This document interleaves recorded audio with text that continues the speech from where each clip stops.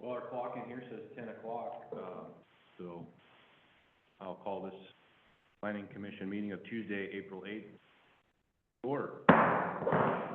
Can we start with the Pledge of Allegiance? Allegiance to the flag of the United States of America, to the republic, one nation, God, indivisible, with liberty and justice for all. It's a little lighter than that.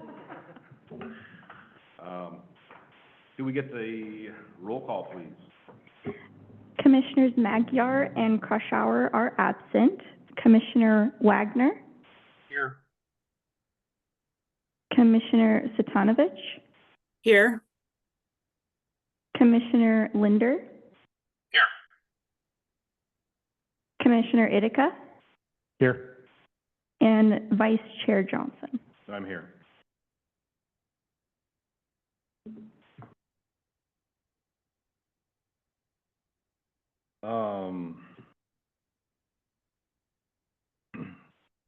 Next item here is the adopted agenda. Any changes to the agenda? No changes to the agenda. Business from the public. This is an opportunity for anybody to give a brief presentation about any land use planning issue or county concern that's not on the agenda. Do we have anyone for that? Sorry, Chair, you do need to adopt the agenda, though. Oh, then the agenda is adopted. Do we need to vote on that? Usually there's a motion and a vote. I'll make a motion to adopt the agenda as presented. Second. So we need a second. We have a motion and a second. All those in favor? Aye. Aye. Aye. Any opposed? Motion passes. Moving on to business from the public. This is an opportunity for anybody to give a brief presentation about any land use planning issue or county concern that is not on the agenda. And do we have, there's no one for that? No one online? Nope. We'll move right into our work session. And today we have a couple of them, but the first one is a Regional Housing Task Force Housing, Land, and Infrastructure Inventories presentation. Go ahead. Mr. Chair and members of the Planning Commission, it's my honor to be working with the Clatsop County Regional Housing Task Force, and I have been doing that since I started with the county and even before when I was working with the City of Warrenton. That group is an organization of the 5 cities, developers, builders, the county, and other interested parties to try to work together on regional solutions to some of the housing issues that we've talked about numerous times here. The county has a housing manager. Her name is Alyssa Gertler. Alyssa is here and will be giving a presentation on the findings from a grant program that the Regional Housing Task Force has been managing. So I'd like to introduce Alyssa Gertler. Yeah, welcome. Hello. Nice to meet you, Commissioners. Thank you, Jay. Thank you, Gail. As Jay mentioned, we work together on the Clatsop County Regional Housing Task Force. I'm the county's housing manager. That's a position that the county's had for about 2 years now, if you can believe it. And about a year ago, we were awarded a grant to work on basically looking at the buildable land, infrastructure, and needs related to housing production in the county. You may know that there's a new state law, the Oregon Housing Needs Analysis, that basically changes how cities have to plan for housing under the state land use system. And so really the city of Astoria has the requirements to do that because they have a population of over 10,000. But frankly, the housing issues go across the city lines through all of the different jurisdictions and into the unincorporated.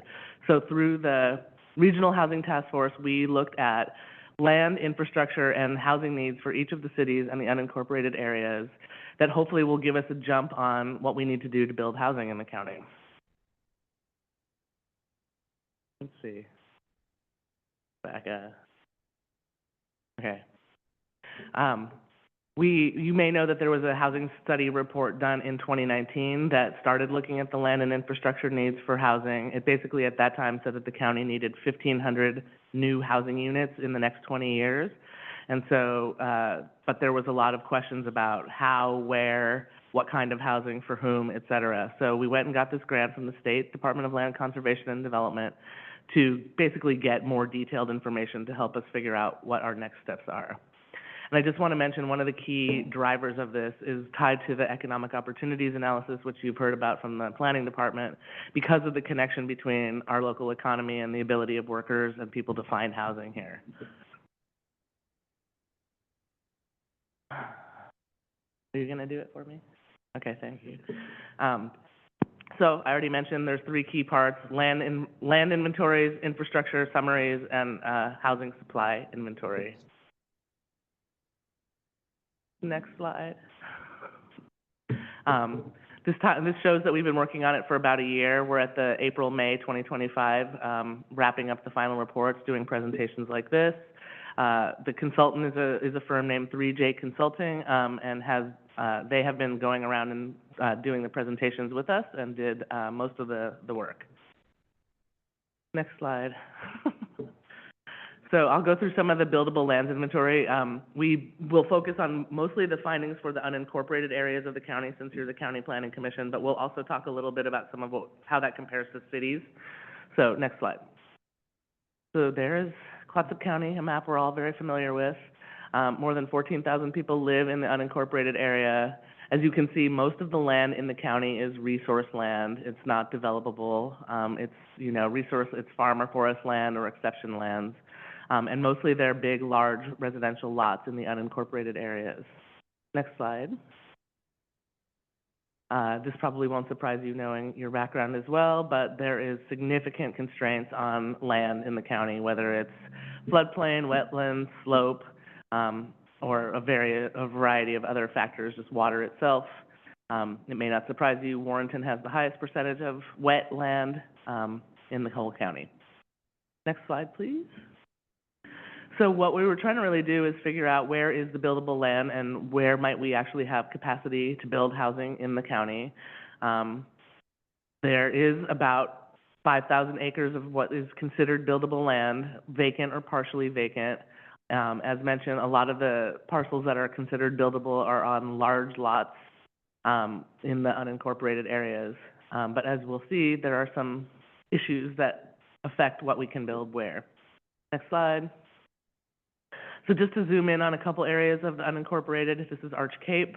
As you can see, it does actually have some what would be considered buildable land, but you can also see that the way it is on the map is there are constraints in terms of access or slope, but there is some buildable land in Arch Cape. Next slide. Napa Svensson has a lot of partially vacant land, which, as you know, might mean that there is a building on the property and the rest of it is considered undeveloped. But there are some large lots here as well. Next slide. Miles Crossing, Jeffers Garden, similar story, partially vacant property. For the purposes of the state, it's considered buildable, but 6 buildable acres in all of this area is not very much. Next slide.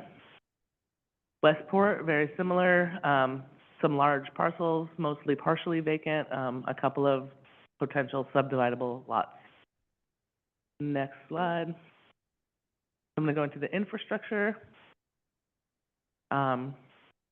Surprisingly, every jurisdiction in the county has significant infrastructure needs and absolutely no resources at the scale needed to build them. One of the findings from the report in terms of the consultant's perspective is, wow, you guys really need to work together to get funding for infrastructure, which, luckily we didn't pay for that finding because we already knew it. But it's an important conclusion to be reinforced by a fact-based third party to say infrastructure is one of your key barriers.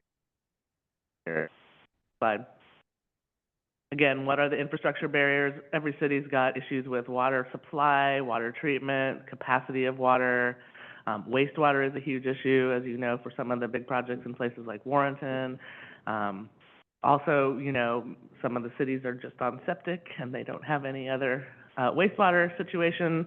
And so water and sewer are huge development barriers no matter where you go in the county.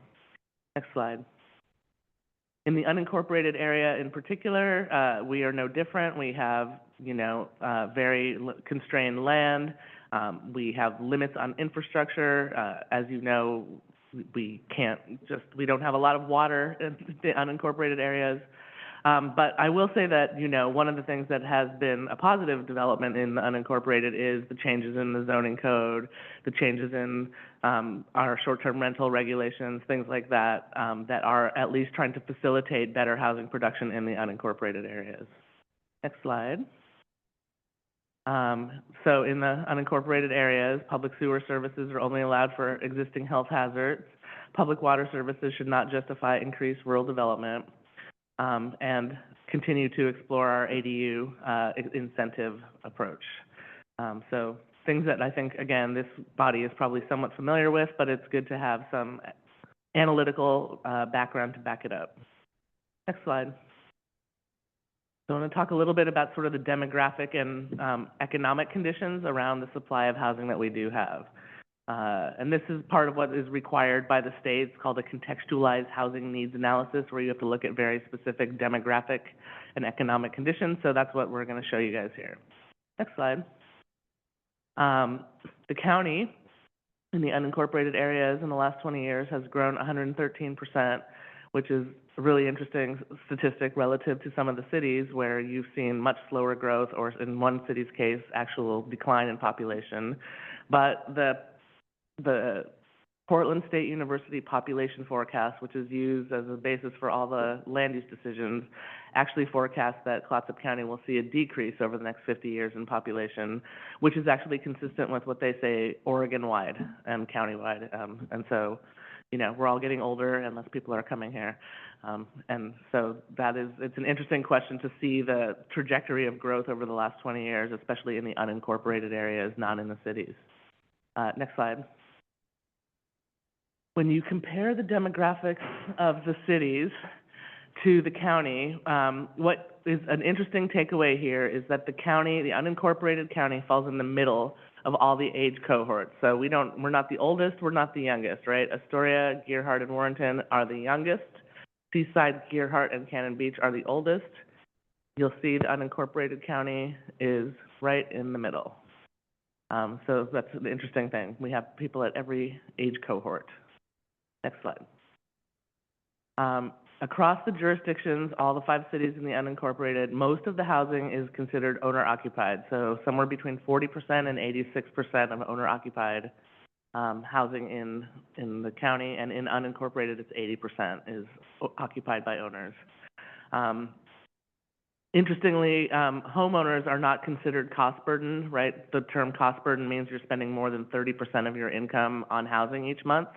And so that's something you see often with the lower income population and with renters, that there's a cost burden. But homeowners in the county who may have been in their houses for a while or may have great interest rates, only a quarter of our residents in the unincorporated are considered cost burden. But with renters, it varies widely. There is only 20% of housing in unincorporated is considered renter occupied. In the unincorporated area, 40% of renters are paying more than 30% of their income on housing. But in cities, you'll see that it varies widely, that from a third to 2/3 of renters are paying more than their fair share of housing costs. Next slide. This is an interesting kind of breaking out the cost burden a little bit. So if you look at the bottom right where it says renters, the lower your income, the more percentage of your housing, the more percentage of your income you're spending on housing. If you're above the median income and that's $75,000 or more, you might be spending less of your percentage of your income. The homeowners, again, the lower your income, the more percentage of your income you're spending on housing, but not as much as you will see in the renter side. Next slide. So this slide has given me a lot of thoughts, because basically what it shows is the green shows how many households there are at each income bracket, and the purple shows how many households, how many units are affordable in the county at that income bracket. So if you look at that like really big purple spike in the middle that says we have 400 affordable units at 35 to 50K income level, but we only have 128 existing households, it would make you think that, well, shoot, we don't have a shortage of affordable housing for that income. We have much more units affordable than we have the need. But what you'll see is that at the upper end and the lower end, the graphs are reversed, where there are more households than there is supply. So if you're at a lower income, you're struggling to find a unit that's affordable to you. And if you're at the highest end, you might not be able to find a house that's affordable to you if you're looking for home ownership or a large family. So what it means is, what we've surmised is that people are renting up where they're paying more than they can afford to get those available units. So you might be making 25 to 34K, but you have to rent a unit that is considered affordable to the next income bracket. Or vice versa, where you might be making 100K, but you can't find a unit, so you're renting something a little less than you can afford. So there's an absorption of the supply in the rental supply. So this is, like I said, this gives me lots of thoughts about what this really means. Next slide. I will say that one of the interesting things is to look at the percentage of vacant homes in the county, and a lot of those are, as we know, related to vacation use. In vacant units across the county, it varies widely from 11% units vacant in a place like Warrenton to 69% of the units are considered vacant in a place like Cannon Beach. In our unincorporated area, we have 18% considered vacant units, which are seasonal, recreational, or occasional use. And of our 18% vacant units, over 80% of those are considered vacation rentals. The vacant units, there's literally less, like 2% of them are considered for sale or for rent. They're not available. So, and if you compare us, which we did, to other coastal counties, you can see that we have virtually no supply of vacant homes available for sale or rent relative to others. Next slide. This probably won't surprise you. We have a prevalence of single-family detached units throughout the county. In the unincorporated areas, it's almost 80%. Not much middle housing, although in some places, some cities have up to 50% middle housing. We don't have much in the unincorporated areas. And certainly multifamily housing is the least common throughout the county. Next slide. One of the things we're required to look at by the state is the demographics of race. In Clatsop County, most white households are homeowners, and in the unincorporated area, that's 92%. One interesting fact is that in Clatsop County as a whole, and in each of the cities, we actually have more percentage of residents that have disabilities than throughout Oregon. And so that's an interesting thing when you think about an aging population and what kind of housing we might need to develop, that there is a significant population need of disabilities. And you've probably heard this stat before. It's been mentioned in Clatsop County many times. We have the highest per capita rate of homelessness in the whole state compared to everyone else in Oregon. So more than Multnomah County per capita, more than the big city. So we have a definite issue that we need to address in terms of housing. Next slide. So the state has given us targets that we are expected to meet over the next 20 years for housing production. They've broken it down by city, and they've broken it down by income level. And so basically over the next 20 years, they expect Clatsop County to produce 5,700 new housing units. And you will see that the prevalence of what is expected is certainly at the lower income levels. And so that's going to be an interesting challenge. One key point for here at the county is you'll see that there's not a target assigned to unincorporated Clatsop County, right? These targets only apply to areas inside urban growth boundaries. Astoria is the city that'll be required to actually submit a plan to the state and report back to the state every year about their progress. The rest of the jurisdictions don't have enough population to rise to that threshold. But because we're working together as this regional group, we're all looking at how we might address this 5,700 unit gap over the next 20 years together. This is a big step forward from what we said in the 2019 report, which is that we think we need 1,500 housing units over the next 20 years. This is more than triple that, and I think it's an interesting question in terms of how we're going to go about producing this much housing for the population. One thing I'll note is that this isn't just housing for growth of people who are coming. The state has basically said that we all have a housing shortage today. And so some of what is in here is to make up for the gap that we already have. Like, in other words, we're below the line, and we need to get to the line, let alone above the line. And last slide, please. This is an interesting sort of reflection on how we might get to our production numbers. This looks at the total amount of new housing built by jurisdiction over the last 6 years, between 2018 and 2023. This is certificate of occupancy data. You will see that despite the fact that the unincorporated area is not a place where the state is expecting housing production or requiring housing production, it is by far the place in Clatsop County where the most housing production has occurred over the last 6 years. And I think that's an interesting question for us around how is it easier to build housing outside the urban growth boundary in Clatsop County than it is to build housing inside the urban growth boundary in Clatsop County. And you'll see that cities of varying populations have built a fair amount of housing despite some of the challenges. So a place like Cannon Beach that really only has 1,400 people has built 84 homes. One of the things Jay and I are now working on is to extrapolate how many of these homes were built that are actually vacation or short-term rental homes versus homes that are available for locals, and also to break out of these, how many of them were single-family, how many of them were multifamily, mobile homes, et cetera, to get a sense of what are we building and where. And this kind of, in the last 6 years, we've done almost 1,200 units of housing, and in the next 20 years, we have to do almost 5,800.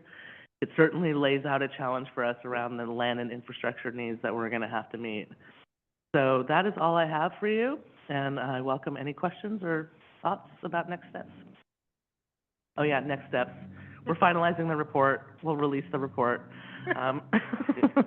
And I think one of the things that task force is talking about is where do we go from here? Now that we have the data, should we start working together on strategies to actually start building things?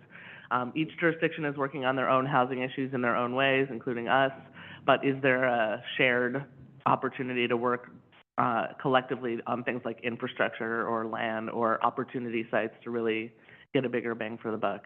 Now I think that is my last slide. Questions? I had a question on the last graph, previous slide. Can you go back?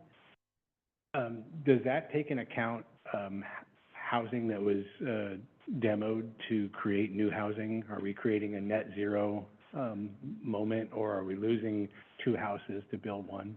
That is a great question, and that's one that Jay has raised too, is how many of these are actually just replacing existing houses versus net new housing. We're actually working on analyzing that data right now to try to figure out that very question, because I think that will affect the numbers. Thank you. Thank you for that very sad presentation. Look, we've built very, housing. I mean, it's good data to have. Well, I've been building homes in Clatsop County for about 25 years now. My dad was doing it before me, and it makes me feel like I'm out of business, but I don't admit it yet. It makes me feel like I want to move my family into somewhere where there's more opportunity for growth and development. My kids are they going to have opportunities for housing here? Are they going to be able to stay here? I'm 1 out of 4 in my family that was born and raised here that was able to stay here. The rest of my family moved. It's a serious, serious issue, and we've been talking about it for about the last 15 years or so. It's not something that we haven't known about. We have a deficit right now, and to me, the problem seems to be getting worse, not better. There's some issues that we haven't talked about is just the ability to get permits in this area. And for example, I was in the city of Astoria yesterday and submitted for some permits for some grading, to build a new home, really. We got a housing problem, and I was told it would take 2 months before they could get it back to me. This isn't for the building permit part of it. This is to get through Public Works and Engineering. Something that, in my view, should have been able to be, can't slide it back across the counter with an approved stamp on it. It's not something that we needed, any engineering, not in a geohazard zone, has all the infrastructure right there.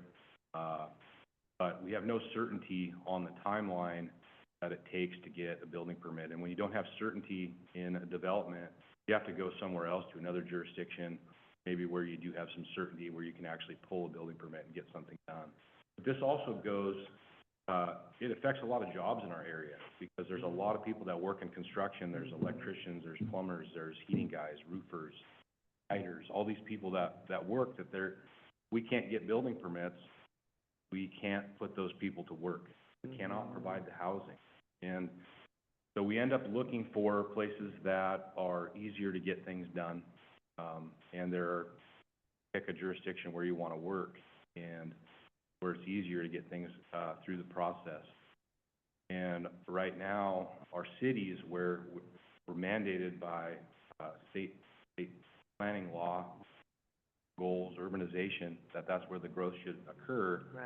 Those are some of the most difficult places for growth to occur.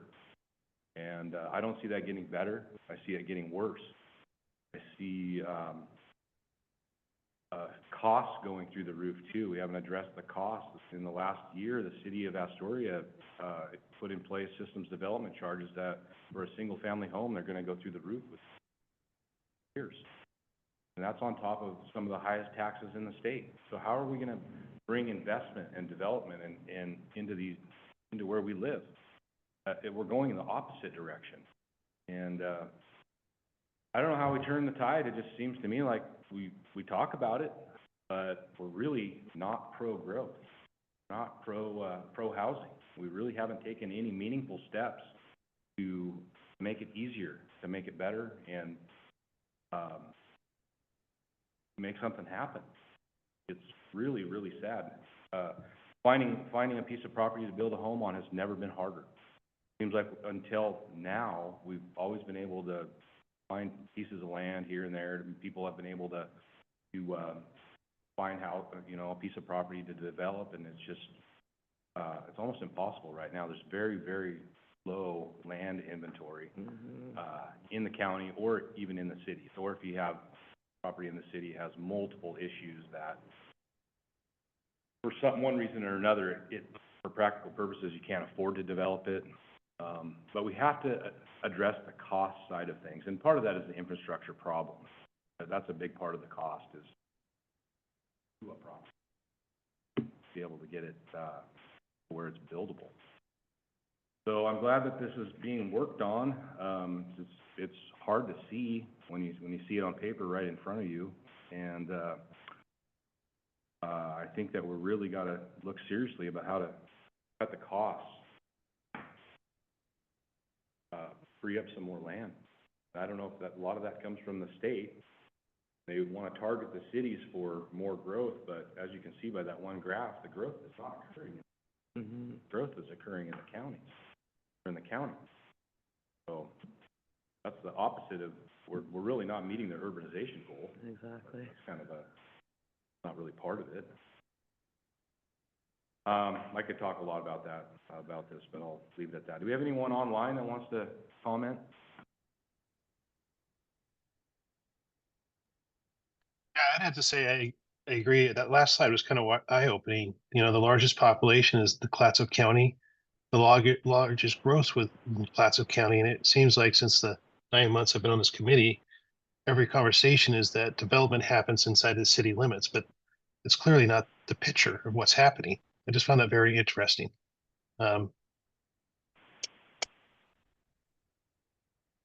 I would also echo that I feel like this has been a conversation in this community for years, and this appears to be, a good example of the problem, but there doesn't seem to be solutions.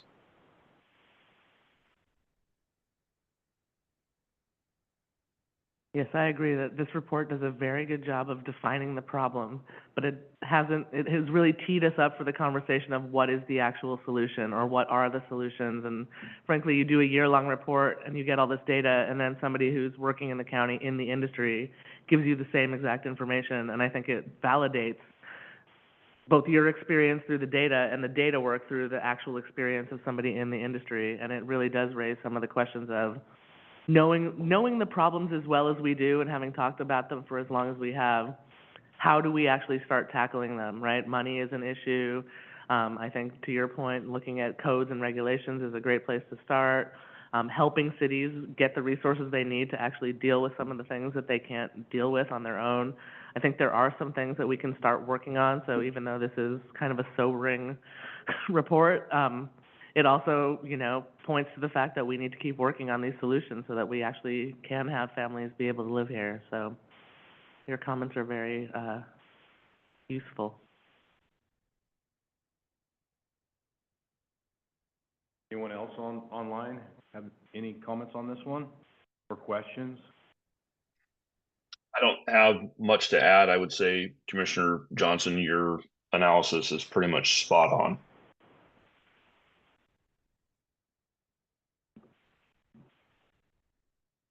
Well, thank you for that. Thank you you. for the reporting, the work that you're doing. It's important work.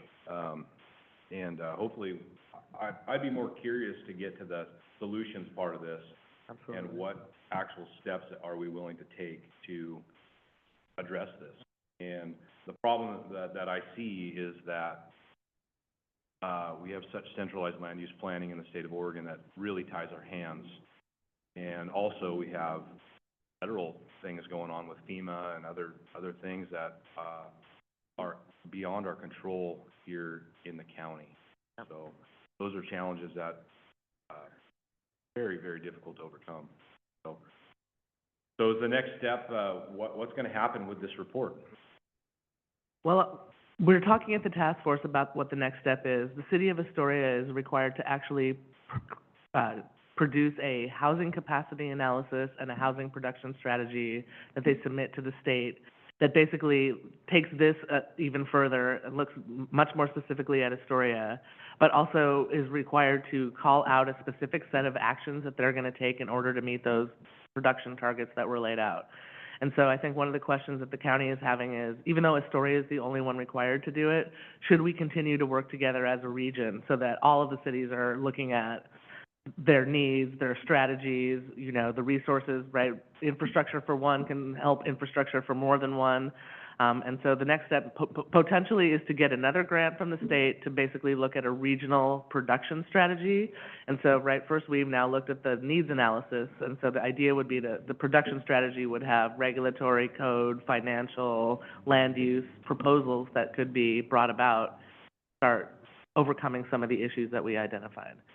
So that'll take, you know, another year probably. Yep, okay. Well, thank you very much. I'd love to talk to you some more, maybe offline. Sorry, I had one more question. So our community's pretty, I mean, we're unique in some ways with our geographic limitations.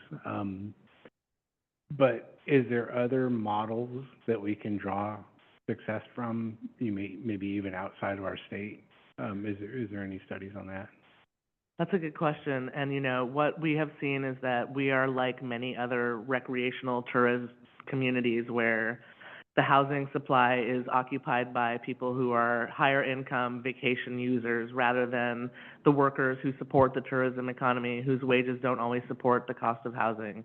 And we have these sort of natural resources, land use constraints. So you see it in places like all up and down the Oregon coast. You see it in places like the Columbia River Gorge or Central Oregon. Some of the people I've been working with are in like Sun Valley, Idaho area or the mountain towns in Colorado. And there are some, you know, tools that are being brought to vacation communities to try to address their issues, such as, you know, making vacant homes available for local people to rent with a subsidy. But in places where land is constrained, right, the real issue and opportunity is, you know, places like Aspen, when they build a new resort, they actually set aside land for workers to live in the housing, right? We're not as resource rich as a place like Aspen, but they're building worker housing as they're building tourist attractions. So that's an interesting sort of opportunity for us. Like, are there key sites or key employers or key projects that we really want to go all in on, rather than just throw the door open and say, where's the land, where's the infrastructure? We say, hey, Tongue Point, we got to go all in on that, or whatever the place might be. We got to go all in on Fort Point, and we got to get as many housing units there as we can. And so I think that's sort of what we've learned in these land and natural resource communities is you got to be very strategic about which property you can build on and serve on, and then really focus your efforts on that. And so there's, you know, there's lessons to be learned, but we're not alone. So thank you. Thank you very much. All right, our next, work session discussion is on, Clatsop County Goals 16, 17, and 18 draft policy. Good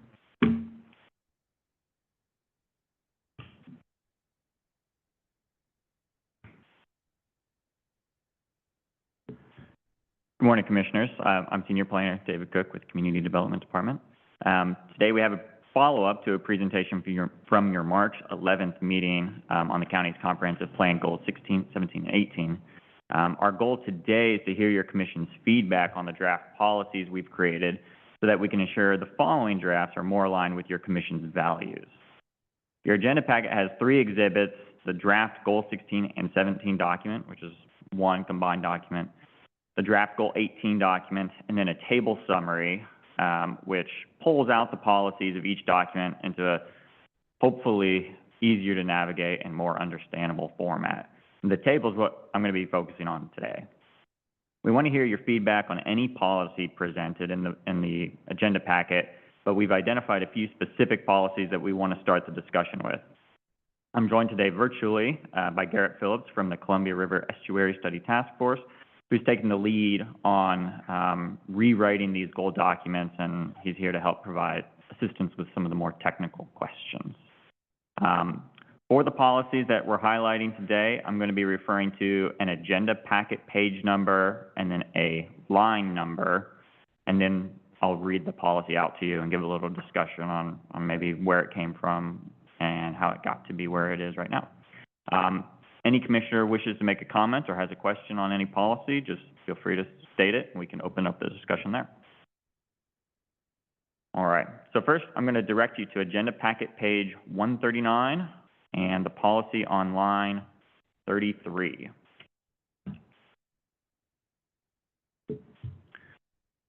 And that policy should read estuary policies, estuary use priorities, on page 9 of the goal document itself. So I'll just kind of briefly read through it and then we can talk about it. So the estuary alterations, including fill, dredging, and dredged material disposal, are only allowed to support an authorized use if a substantial public benefit is demonstrated, if the use or alteration does not interfere with public trust rights, if no alternative upland locations exist, if adverse impacts are avoided, minimized, and mitigated, and the use or alteration does not reduce the estuarine resources capacity to adapt to climate change impacts.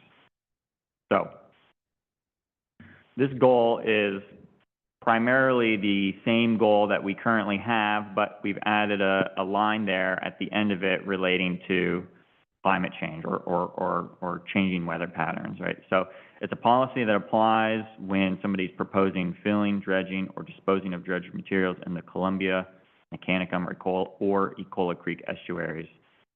That we've just added a statement at the end that asks people to consider how climate change how their project may restrict the estuary's ability to adapt to climate change. I would ask, how do you judge that?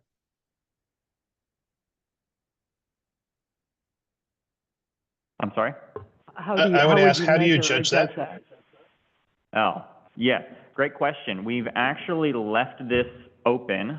We haven't really applied any specific standards to it because we don't know where the actual results of climate change are going to end up, right? Because it's all estimated forecasts, 50 years into the future. So we've purposefully left it open to state that people should be considering it, but not applied hard and fast rules about it because that could very well change very quickly.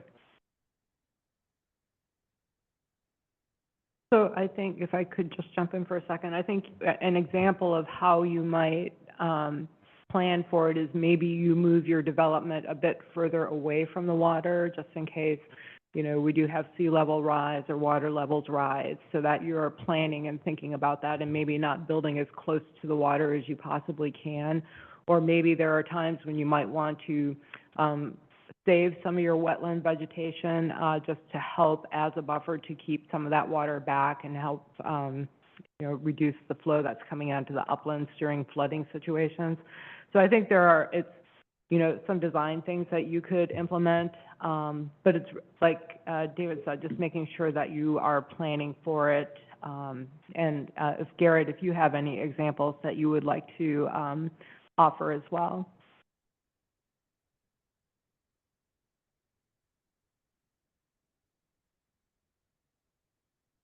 Or not. Hi, hi, sorry about that for the delay. Yeah, so I don't have any examples of like mitigation practices, but I would just say that the specificity of that policy is in line with the others that staff and the planning commission are regularly asked to consider, like, is there a substantial public benefit? The application materials that we already ask applicants to submit includes an impact assessment report. And there is a standard elsewhere in the policies that asks applicants to provide some information on climate impacts and how they anticipate they would interact with the development. So the policy in terms of how someone would use it would be based on information that the applicant provides.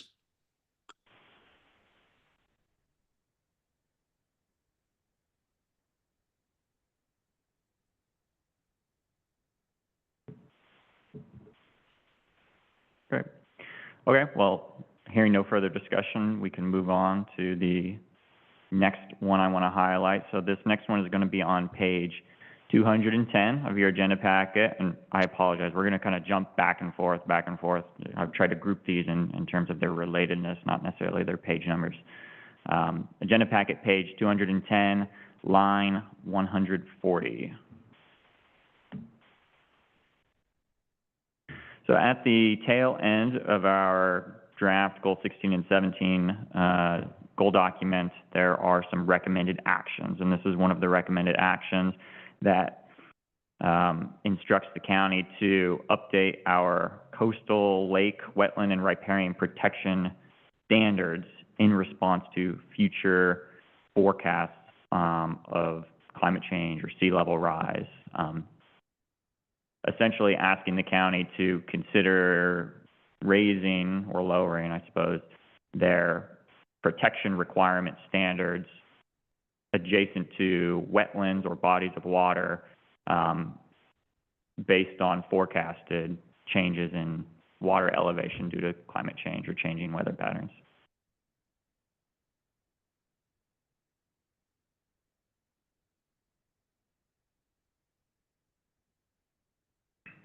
And this is actually going to be very similar to the next one I wanted to highlight on the following page, page 211, line 142, instructs the county to complete frequent minor updates to this Goal 1617 document that references the best available information related to sea level rise, forecasts, and climate change. I guess I question how are we supposed to know what the sea level's going to do?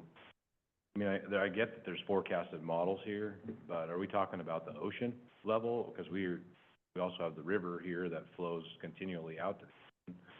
And the rivers, I mean, I don't know if that's going to be changing in height or else. So I guess I'm kind of confused on what purpose of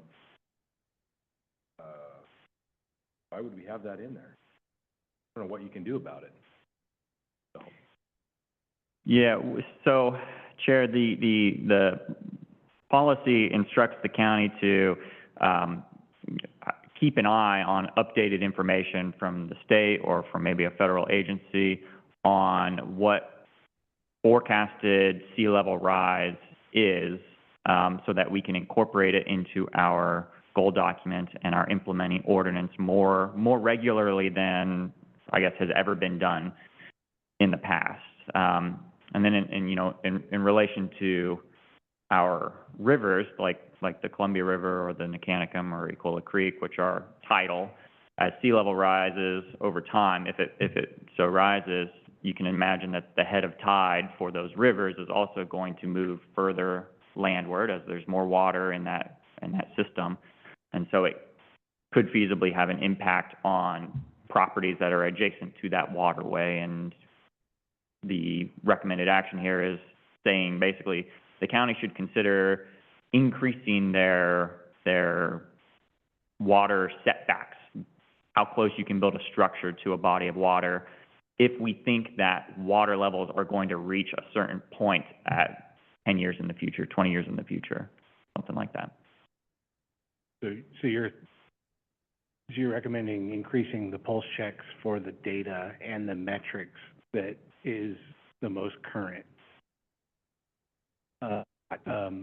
Actually designing margins based on any current metrics. You're talking about just making sure that there's a pulse check.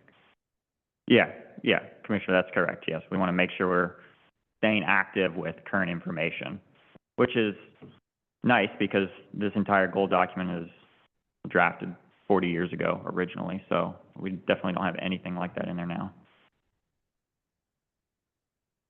Have there been any changes from 40 years ago? Okay, like in with regards to sea level? Garrett, you might have. Is that hard to measure? It is for me. I certainly don't know, but Garrett, who's worked with the SGO areas more than I have, maybe you have some background on that. Yeah, so we don't have data on how sea level has changed in the 40 years since the existing policies were developed. There has been overall, in terms of like the literature that I've read, sort of a balance between the amount that sea level has risen and the amount that the actual land geologically has risen, sort of keeping pace with one another. The most recent science that we have access to is that there would be greater sea level rise in the future going forward that would outpace geologic uplift. There's a wide range of potential scenarios in terms of how much sea level would rise. You know, this isn't really drastic stuff for the most part. Like, there's a table, for example, that shows different scenarios between the year 2030 and 2100. And if you took sort of like the middle scenario for the year 2060, it would be 1 foot of sea level rise around Astoria, at the Astoria water level station gauge. The low end for 2060 would be 0.2 feet, and the high end would be 3.4 feet. So, you know, if you go out to 2100, the middle estimate is 2.5 feet of sea level rise. You know, for most properties and most people on the average day, those kinds of numbers don't necessarily make much of a difference. It's when there's a flood condition, and that's an extra foot on top of the flood that you're thinking about now, for example, and that's where you could get more impacts. Similarly, you know, when we talk about the need that some properties have now for stabilization and erosion management, that those kinds of needs would be more prevalent in the future if sea level rises to some extent. And those kinds of interventions, like using riprap, are expensive and include some impacts to the public and neighboring properties as well. So the idea is to consider ways to avoid needing to do that kind of thing in the future, keeping an eye on the data and the most recent projections, and as David suggested, considering whether additional setback distances are appropriate in some places. So I'm reading this as that, you know, you just want to monitor, the climate change or future forecast, and update protection standards in response to these future forecasts. What does that process look like? I mean, if you want to change the building setback or heights, who makes that decision based on these reports that you're looking at in the future? Yeah, Commissioner, any change to the county's goal documents or the implementing ordinance, our land and water development and use code, that would adjust the standards, making it more restrictive or less restrictive in response to the new data, would go to our Board of Commissioners for adoption. It would go first to your commission for recommendation, and then would go to the Planning Commission at public hearings.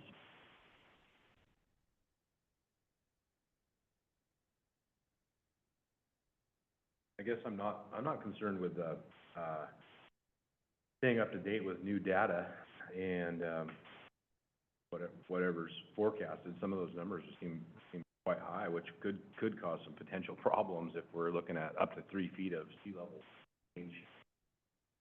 And I don't remember what year that was, but that could have some effects, and we may need to respond to that. I don't believe that I've seen. I don't think that we've seen a lot of effects from it as of yet, but to be prepared for anything that may happen is not, we should be able to respond to anything in a meaningful way if something becomes an issue. I guess I'm trying to figure out how this draft policy goal gets implemented into land use changes, and we just talked about that a little bit. So there would be a process that happens if there's any development use ordinance that comes along after the fact, and we just are kind of acknowledging that climate change, weather patterns may impact growth and development into the future, and we need to be aware of that, aware of those changes, and be able to make a move if we need to. Is that pretty much what this? Being this is a goal document, it's not really a policy document. But at what point would someone need to address the goals in this policy? If they're doing a development, do they have to say, write it out? Or if they're doing an application for a development, would they goals? Because some of it's arbitrary.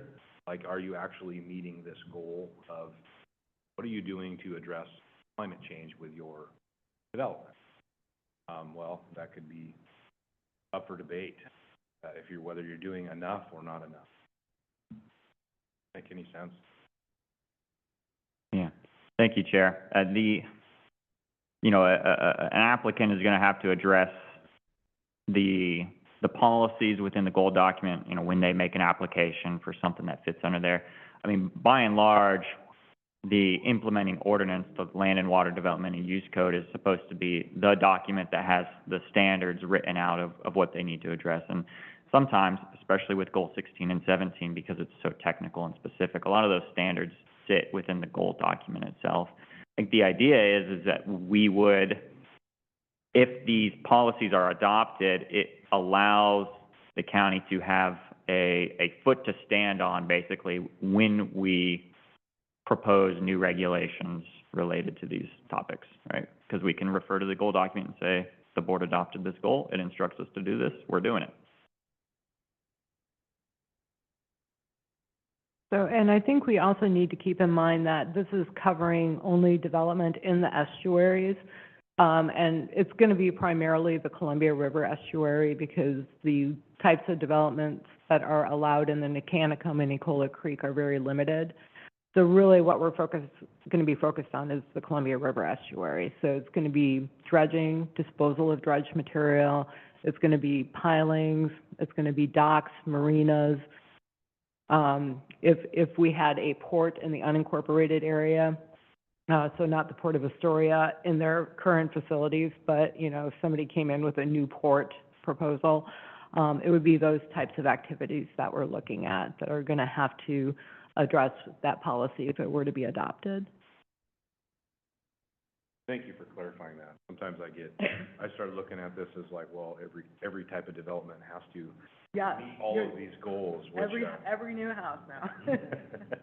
right, so, It's estuary focused. right. All right, go ahead and Thank you. Anybody else have any questions before we move along? I do have a question. I don't know if this is really related, but you mentioned the estuary, and one of the things that came to my mind was, there's a lot of land around here that sits behind dikes and levees, and they're all horribly in need of improvement and way behind on maintenance. Is this something that could cause any conflicts or make that process for these districts, or I guess they're all independent districts, but could this cause any conflict or potential unneeded burden in the future if this is part of our goal document that these things have to be taken into effect? I just would hate to see improvement of these dikes or maintenance or even emergency repairs of these dikes have an issue getting approval, because we have this little footnote in here that says that, well, we need to look at this changing weather patterns that are may or may not would happen. I don't know. Does that question make sense? Probably not. Yes, thank you, Commissioner. Garrett, I saw you unmuted. Did you want to respond? Yeah, so, no, we don't anticipate this causing an issue for dike maintenance or rebuilding or elevating dikes. One of our tasks and goals with the project was actually to evaluate the county's policies and regulations to see if there were any existing obstacles from a regulatory perspective, to maintaining, elevating dikes, because we are anticipating some amount of sea level rise. We don't know how much. And just from a community resilience perspective, economic resilience, there's obviously important things behind the dikes. And we want to make sure that they can be maintained and updated to address future needs. And so, fortunately for the county, I suppose we would have addressed it, but we didn't find obstacles to dike maintenance and dike elevations. Those activities are permitted, and we don't anticipate that this policy would cause an extra obstacle to doing that. Thank you. Thank you, Garrett. Okay, I'm going to move on to the next topic. This is also in our Goal 16 and 17 draft, and you can find the policy on page 187, line 90. And so this is a policy that's related to water quality maintenance for our estuaries, the Columbia, Nicanicum, and Nicola Creek. And the existing policy that we have in our current Goal 16-17, it indicates that the county has the responsibility for ensuring water quality maintenance for various projects. And the change that we've proposed here, it changes the burden of authority for the water quality control and maintenance from the county to the appropriate state agencies. And Garrett, correct me if I'm wrong, I believe that there was a new state law that had passed since after this goal was originally drafted, many decades ago, that gives state agencies the authority for enforcing those water standards.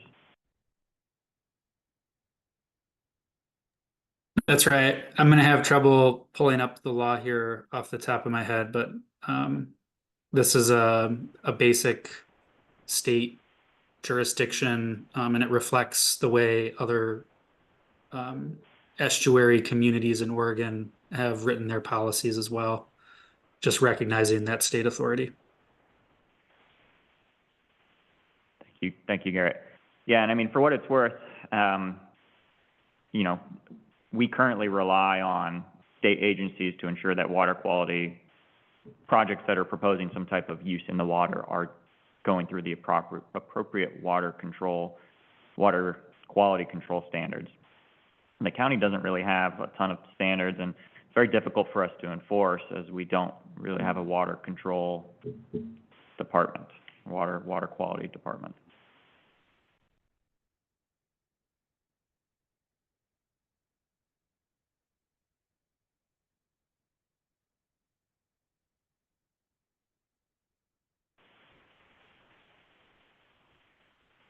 Okay. If there are no questions or comments on that, I wanted to shift our focus a little bit to our Goal 18, which is our Beaches and Dunes goal document. First topic I wanted to bring up is about fore-dune grading, and you can find this on page 222 of your agenda packet. Page 222, and the policies, there's two of them on this page we want to look at, are policy 27 and policy 29. And both of these policies are new policies that were included at the recommendation of the Oregon Department of Parks and Recreation, and they're both related to fore-dune grading. And Garrett, I was hoping you could give just a little background on what fore-dune grading is and maybe why we do not have a current fore-dune grading management plan.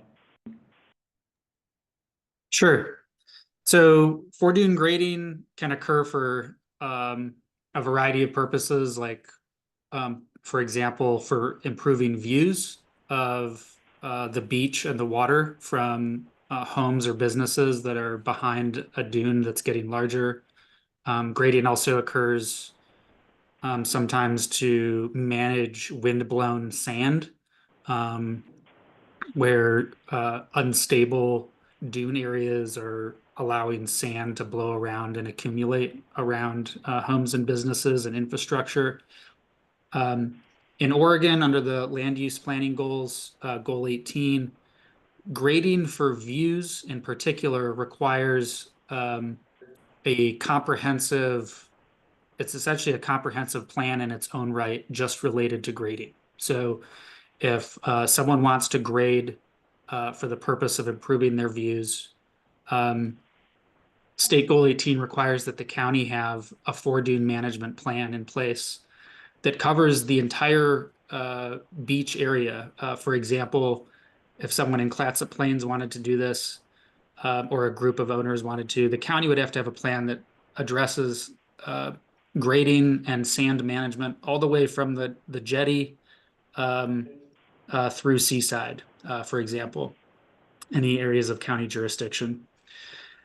And so I don't think that the planning department has received applications for view grading anytime recently, but if they did, basically the applicant or a group of applicants would be required to create this plan in collaboration with the county and go through a public process to have it adopted. And Goal 18, State Goal 18 specifies what is supposed to be in the plan and what kinds of analysis are supposed to be done to ensure that the plan results in safe grading that doesn't create like undue public impacts. But it doesn't speak to these other requirements that the Oregon Parks and Recreation Department administers. And so some communities have gone through a process to create a fore-dune grading plan to enable some of their local landowners to do grading, only to find late in the process that the plan actually doesn't address Oregon Parks and Recreation Department requirements. And so this policy is intended to be like an early signal to anyone, whether it's the county or a group of landowners that if you're gonna start creating a four-dune grading plan, you need to address the state goal 18 requirements, but you also need to address the Oregon Parks and Recreation Department requirements up front, or else the plan will not be useful in the end. Thank you, Garrett. Yeah, so kind of to summarize what Garrett had mentioned, the policies that we're including here are stating that if at some point in time somebody wants to grade the sand dune in front of their home between them and the beach to allow for them to have better views of the ocean, not only do they need to go through a comprehensive plan amendment with the county, but they have to coordinate with the Oregon Parks and Recreation Department very early on in the process, as OPRD has their own set of standards, regulations, et cetera, that apply. When I read this section, I thought about some different communities, Seaside in particular. I mean, the city maintains the turnaround there and grades that periodically through the summer for public access and sporting events. The north side of the prom has been graded over the years and has a plan that maintains a level as part of their 20-year discussion points that they have been going through recently. And how would it affect something like that? And I don't know much about Cannon Beach, but I've heard about the north people on the north side who built their houses and have asked about grading because the sand is just building up.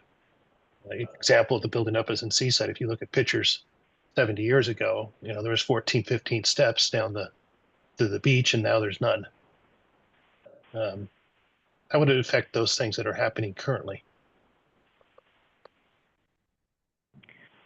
Commissioner, I don't believe these policies about four-dune grading, they don't really cover like sand inundation. So if you have a house that's on beachfront and you have sand that's getting blown, up onto your foundation or, in your house or anything, these policies, they don't really apply to something like sand inundation.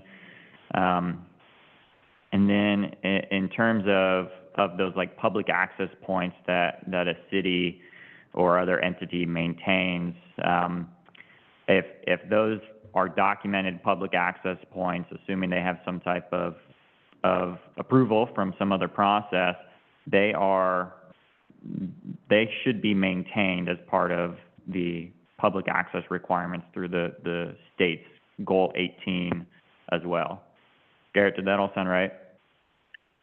Yeah, and just to add for anyone, just to make sure it's clear that these policies don't apply to anything happening in the city of Cannon Beach and the city of Seaside. They have to have their own four-dune management plans to allow for view grading. And Seaside has one, including goal exceptions to allow that grading around the prom. And Cannon Beach is elected to not allow grading for views, as is the most recent understanding I have of what's happening in Cannon Beach. But these policies do only apply in the county, of course. Thank you. Thank you, Garrett. There are any other questions on this? If not, I can move on, coming back to another climate change related policy, which is on page 224 of your agenda packet. And it's the only policy on the page on line 34. So this is a policy that's existing, although we've added a little bit of information to it to try and capture changing weather patterns.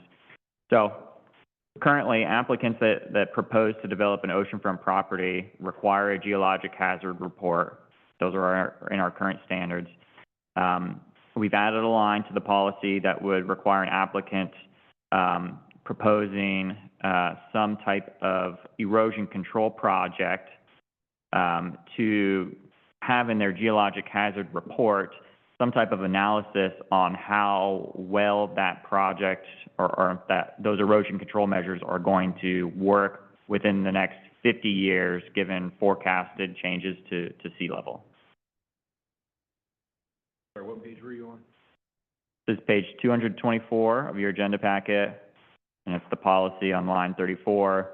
We've added the final bullet points at the bottom to that policy that states for erosion control projects, the project has to analyze how well those erosion control measures are going to stand up to forecasted water levels given 50 years into the future, right? So considering climate change, we're asking applicants to describe how well their erosion control measures are going to put up with sea level rise in 50 years.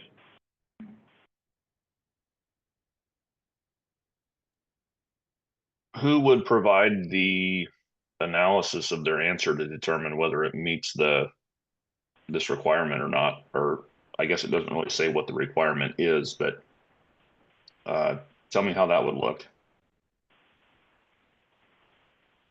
Sure, yeah, Commissioner. The analysis is going to be part of a property owner's geologic hazard report, which those are reports prepared by a professional, so a geologist, an engineering geologist, a geotechnical engineer, right? Somebody with a license. And the professional needs to provide some type of analysis on the state of the erosion control measures they put up, over the next 50 years, right? So you have a variety of erosion control measures, which could be like planting native vegetation. It could be something like those sandbags or burritos you'll see that sometimes help try and shore up an eroding dune.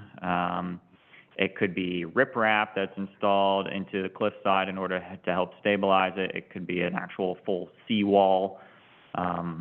We'll talk about this actually, some of those beachfront protective structures in the next topic I wanted to get to, but that's the idea, right? If somebody's trying to control erosion on their property so that they don't lose land to the ocean,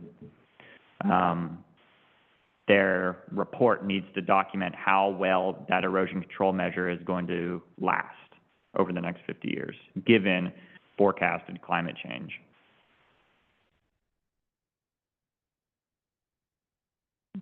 And David, could I ask you a question? Could you clarify if those geologic hazard reports are already required now? The geologic hazard reports are currently required, yes. This would just be a requirement that the report include another page or paragraph or something like that from the professional talking about the erosion control measures' ability to withstand sea level rise. Sorry, it's a word salad. I guess my concern is that a geotech may not be able to do that, may not be inside of what they would normally do, projecting out what they're, or even requiring, I don't know what they do for erosion control type projects, but it may be outside the scope of what a geotech would be as a part of their normal report. Projecting out what's going to happen in the future with that. I guess it depends on who's doing what on a project, whether it's an engineer or a geotech or a geotechnical engineer or who's doing what, but it creates a little bit of, there's a lot open for interpretation there, and whose responsibility would be whose. What exactly this report would need to look like. It's just a matter of saying, well, our erosion control measures are going to hold up for 50 years because it's made out of concrete that's supposed to last 100 years. I don't really know all it says is you need to address it, but not really how. So I don't know if there's a purpose of having it in there. Honestly, if we already have a geotechnical report that's required, that may be enough. Others may have different views. We're having a discussion on it. That's just my 2 cents. Thank you. I think that was kind of where my thought was headed is, I don't know the answer, but could this create an issue if a engineer isn't willing to take an educated guess 50 years into the future about what the water levels and wave energy might do and put their stamp on it, could that create an unnecessary complication or barrier where they otherwise could meet it with having an engineer prepare a report? That was just my question, I guess.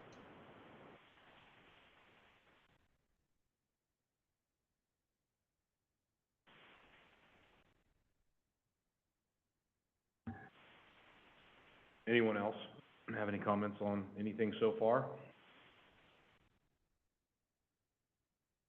If not, go ahead. Great, thank you. So I have two more sections I just wanted to bring up, and then I'll leave it open to your commission to have a further discussion if you'd like for questions. So the next section of policy is on page 226 of your agenda packet, which is line 36.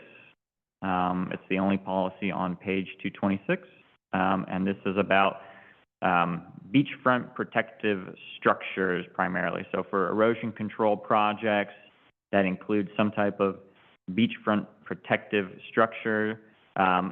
There is a sort of a list of standards that apply, and there's a list of preferences down at the bottom of that talk about when you are trying to propose a beachfront protective structure, we would like to see you first start with this, and if not that, number 2, and if not that, number 3, et cetera. So important to note that this is actually mostly already in our implementing ordinance in the law duck, but we wanted to include it in the goal document itself as well to be more consistent with the state's Goal 18 requirements.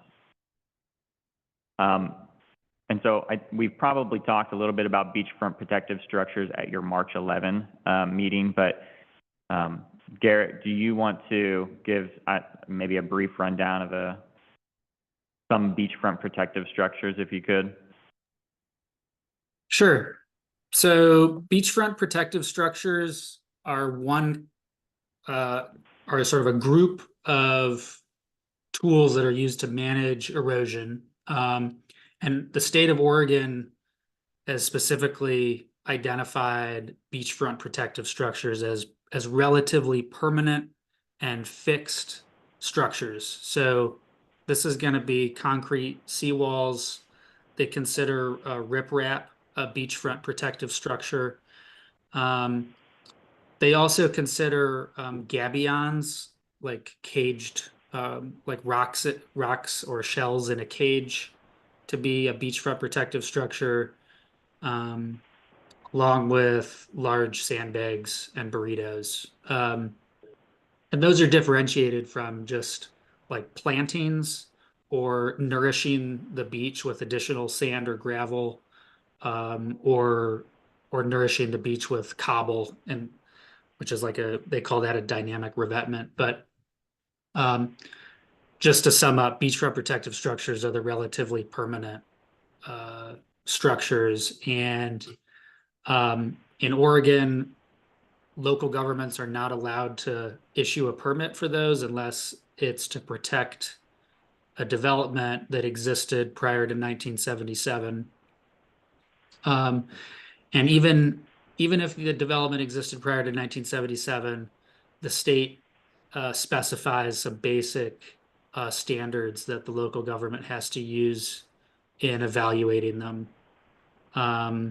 including basically the policies that you see before you there, that impacts to the public and neighboring properties have to be avoided, for example, and that the applicant has to explore less impactful solutions and determine if they're feasible before they move through the list in the direction of using riprap or ultimately a seawall if needed. So I'll leave it at that for now, but happy to answer more questions.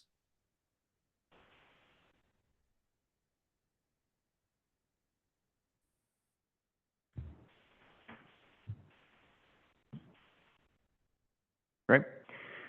Okay, thank you. So we'll move on to the last section I wanted to talk about. This is kind of a big section, and so maybe I'll read through a couple of the policies just to have it spelled out. But this is going to cover the topic of cable landings, and you're going to find this on pages 227 through 229 of your agenda packet. So our current Goal 18 does not address anything about cable landings. And so a cable landing, just to go over it, it's a landward facility that receives a connection from some type of underground or undersea cable, maybe like a transcontinental cable.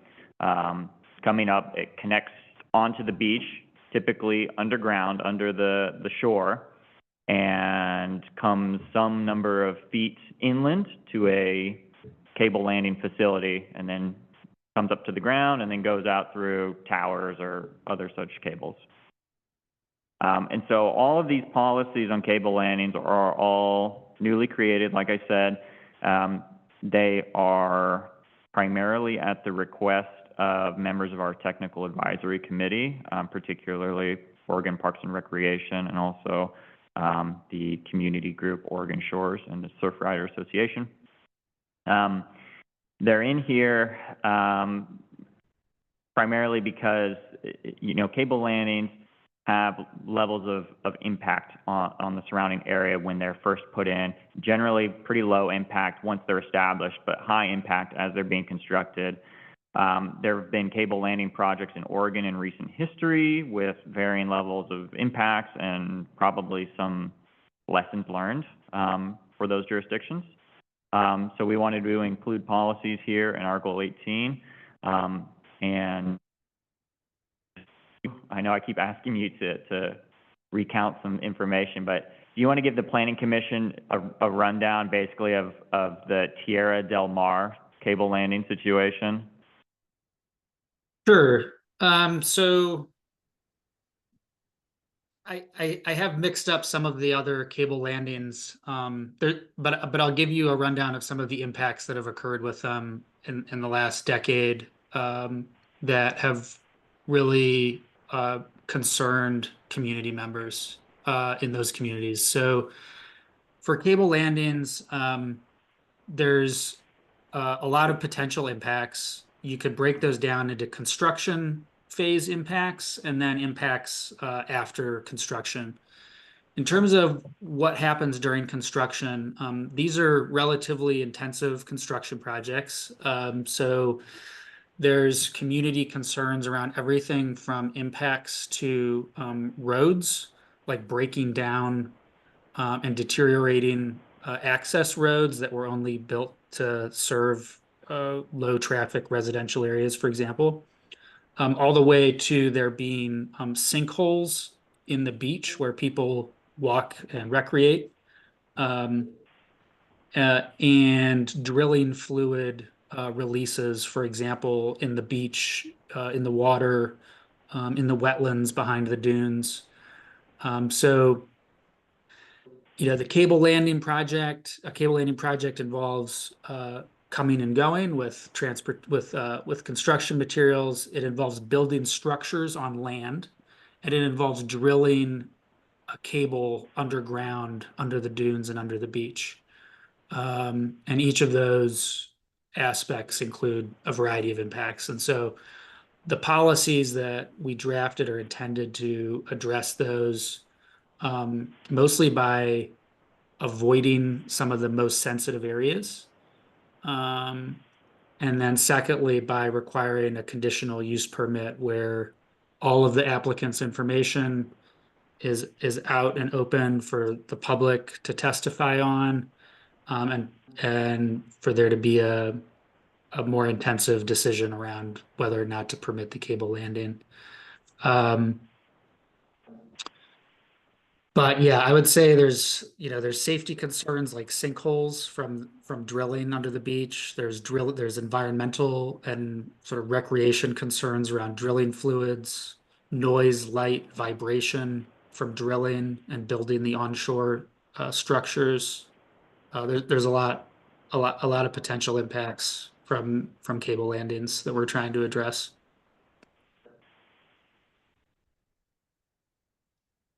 Is there any other aspect of that, David, you wanted me to touch on that you can think of? No, Garrett, thank you. That was great. So the policies, like Garrett said, they're created in a way to try and address many of the concerns that other jurisdictions and other community groups had about other cable landings that went in other areas of Oregon. We do have one cable landing in Clatsop County in the city of Warrenton's jurisdiction. I believe we have a policy in here that would require somebody proposing a new cable landing to first explain why they can't use the existing cable landing as a, joint use facility rather than creating a new cable landing facility somewhere else. So they would at least have to, justify why they need a new location. And then a lot of these other things are making sure that they're coordinating with the Oregon State Parks and Recreation, the Oregon Department of Land Conservation and Development, possibly the Department of Geology and Minerals Industries, and then obviously, yes, a conditional use permit and a pre-application required before any cable landing is approved. So does your commission have any other concerns about cable landings that we could include a policy on, or just questions?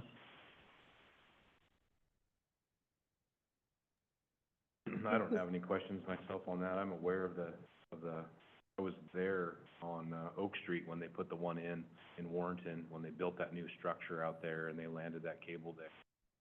I'm familiar with that project. It's right next to Camp Riley, actually. Coming up Strawberry Knoll, out that way.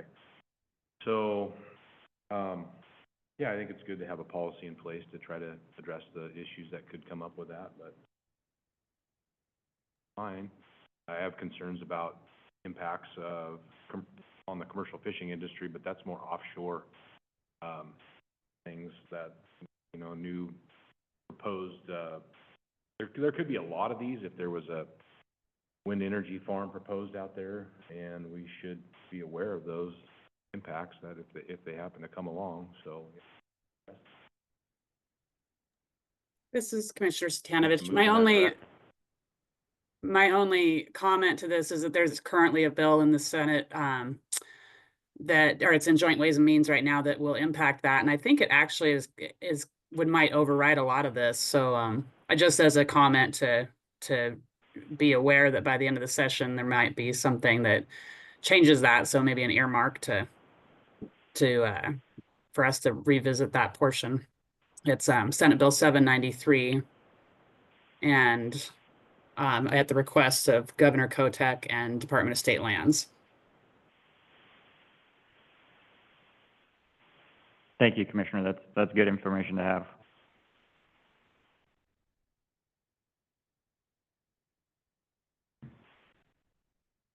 Okay. Well, thank you for your time today, Commissioners. That was the last policy topic that I wanted to highlight. If your commission has any questions on any of the policies, not necessarily any that I talked about today, but just in general from the table in your agenda packet, we can help answer that. What's the next step? The next step, yeah. So thank you, Chair. So the next step is we will be presenting basically this table summary to the Board of Commissioners on April 16th. We're going to get some of their feedback on the 16th, and we're also going to be presenting it to them on the 23rd. So we'll get some feedback from the Board of Commissioners before we wrap up our next draft policy document. So some of these policies will change in response to your comments today, some from the boards. We're also going to be roping in a lot of comments from our public stakeholders and our technical advisory committee members who've all gotten some feedback to us. So the next step is create the next draft and then bring it to your commission in June for recommendation. Okay, so they'll comment on the draft, and then you will you'll finalize it, then we'll see it again, and then it'll go, we'll provide another recommendation to the board, and they'll approve, with or without any changes. Okay. That's correct. Sounds good. Thank you for that. We're all finished with that, so we can move on to, our work plan update. Yeah, so every year with our agenda, or not our agenda, our budget, we have to adopt a work plan. And I'm actually looking at the agenda on the phone. I'm not just looking at stuff. I'm not TikToking or anything. But we've been trying for the past couple of years. Your planning commission is involved at the beginning of the process. The board then adopts the budget that contains our draft work plan, and then it becomes a final work plan. And so we've been giving quarterly updates. There isn't too much to highlight that we haven't talked about at every meeting. We are hopeful that by the end of the fiscal year or in very early July, the start of the new fiscal year, we will have wrapped up several large projects, the economic opportunities analysis, our goals 16, 17, 18, clear and objective standards, and I feel like there's another big project out there, but I can't remember what it is.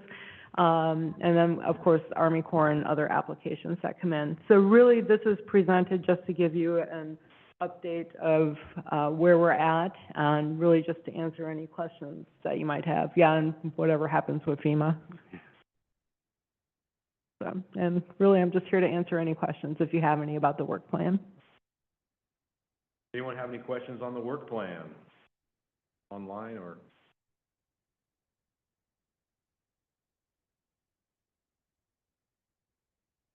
I don't think I have any questions on it, so,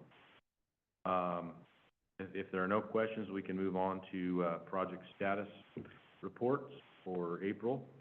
Mr. Chair, members of the commission, just a couple of quick updates. There have been some date changes with regards to public hearings coming to you, because of requests from Army Corps of Engineers. There's been a pushback to those dates. Your May meeting will be very hefty. There will be a lot for us first of all, to prepare, and then secondly, for you to review. And